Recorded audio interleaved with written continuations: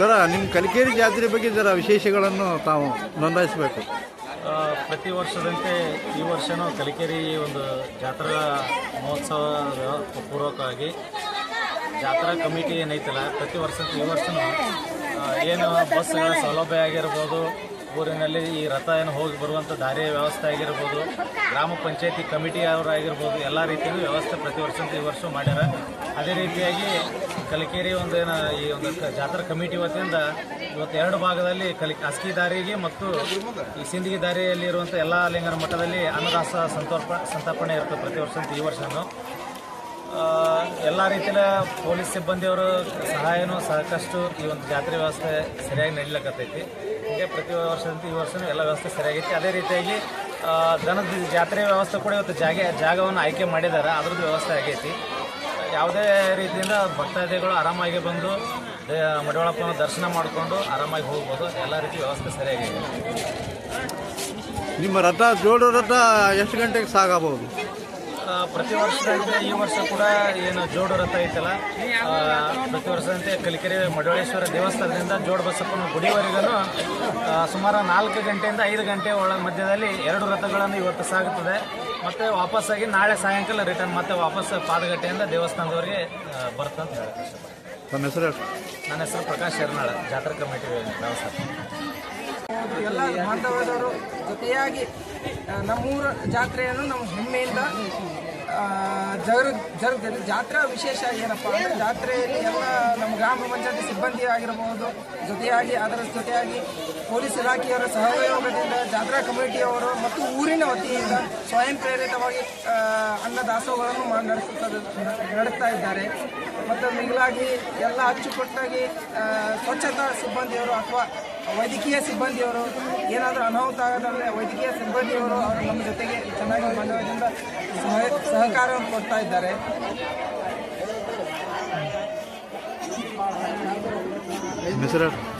Mehboob Marine ಮೈ. ಅರ್ಚಕರು ಈ ಒಂದು ಅಕ್ಕಿ ಉತ್ಸವದಲ್ಲಿ ಭಾಗವಹಿಸುವಂಥ ವೇದ ಮತ್ತು ಮಲ್ಲಯ್ಯ ಗಟ್ಟಿಮಠ ಅವರು ಈ ಒಂದು 21 ಪೂಜೆ ಕೈಂಕರ್ಯವನ್ನು ಕೈಗೊಳ್ತಾರೆ. ಅದಾದ ನಂತರ ಸರಿಯಾಗಿ 5 ಗಂಟೆಗೆ ರಥೋತ್ಸವ ಜರುಗುತ್ತದೆ. ಜೋಡು ರಥೋತ್ಸವ ಇರುವ ಹಿನ್ನೆಲೆಯಲ್ಲಿ ನಮ್ಮ ಗ್ರಾಮದಲ್ಲಿ ಸಾಕಷ್ಟು ಎಲ್ಲ ಜಾತ್ರೆಗಳಲ್ಲಿ ಒಂದೇ ದಿನ ರಥ ಹೋಗ್ತದೆ, ಹೊಳ್ಳಿ ಬರ್ತವೆ. ಆದರೆ ನಮ್ಮ ಜಾತ್ರೆ ವಿಶೇಷ ಅಂತಂದ್ರೆ ಇವತ್ತು ರಥ ನಾವು ಎಳಿತೀವಿ, ಮರುದಿನ ಮತ್ತೆ ಹೊಳ್ಳಿ ಈ ಒಂದು ಸ್ಥಾನಕ್ಕೆ ತಂದು ಹಚ್ತೀವಿ. ಅಂದರೆ 2 ದಿನ ರಥೋತ್ಸವ ನಡೀತದೆ. ಅದಲ್ಲದೇ ಸುಮಾರು 1 ತಿಂಗಳ ಕಾಲ ನಮ್ಮದು ಜಾತ್ರೆ ಇರ್ತದೆ. ಇಲ್ಲಿ ಸಾಕಷ್ಟು ಅಂಗಡಿ ಮುಗ್ಗಟ್ಟುಗಳು ಬರ್ತಾವೆ. ಇಲ್ಲಿ ಬಳಿ ಅಂಗಡಿ ಆಗಿರ್ಬೋದು, ಬಿಟ್ಟರೆ ಹುಡುಗರಿಗೆ ಆಟ ಆಡುವಂಥ ಅತಿ ಸಾಮಾನ್ಯ ಅಂಗಡಿ ಆಗಿರ್ಬೋದು, ಜೋಕಾಲಿ ಆಗಿರ್ಬೋದು, ನಾಟಕ ಇರ್ಬೋದು, ಈ ರೀತಿ ಸಾಕಷ್ಟು ಅಂಗಡಿ ಮುಗ್ಗಟ್ಟುಗಳು ಬರ್ತಾವೆ. ಆ ಜಾತ್ರೆಗಳಲ್ಲಿ ಸಾಕಷ್ಟು ಸುತ್ತಮುತ್ತ ಸುಮಾರು ಒಂದು 40 ಸುತ್ತಮುತ್ತ ಕಲಿಕೇರಿ ಗ್ರಾಮಗಳಲ್ಲಿ ಸುತ್ತಮುತ್ತ ಬರುವಂಥ 40 ಹಳ್ಳಿಗಳಿಂದ ಪ್ರತಿದಿನ ಸಾವಿರಾರು ಭಕ್ತರು ಬಂದು ದರ್ಶನ ಪಡೆದುಕೊಳ್ತಾರೆ. ಇವತ್ತು ಏನಿನ ವಿಶೇಷ ಏನಂತ ಕೇಳಿದ್ರೆ ಇವತ್ತು ಲಕ್ಷಾಂತರ ಜನ ಆಗಮಿಸಿ ಆ ರಥೋತ್ಸವದಲ್ಲಿ ಭಾಗವಹಿಸೋದಂತಾಗಿರ್ಬೋದು. ನಮ್ಮೊಂದು ಕಲಿಕೇರಿ ಶ್ರೀ ಗುರು ವೀರೇಂದ್ರ ಮಹೇಶ್ವರ ಜಾತ್ರಾ ವಿಶೇಷ ಅಂತ ಕೇಳಿದ್ರೆ ಇಲ್ಲಿ ಬಜ್ಜಿ ಜಿಲೇಬಿ ಬಹಳಷ್ಟು ವಿಶೇಷ ಇರ್ತದೆ.